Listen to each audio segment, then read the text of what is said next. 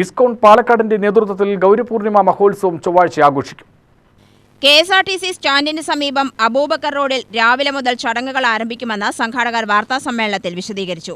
ഈ വേളയിൽ നമ്മൾ നാളെ രാവിലെ 6 മണി തൊട്ട് വൈകുന്നേരം 4 മണി വരെ നാമസങ്കീർത്തനവും 4 മുതൽ 6 മണി വരെ ഒരു ഘോഷയാത്രയുണ്ട്.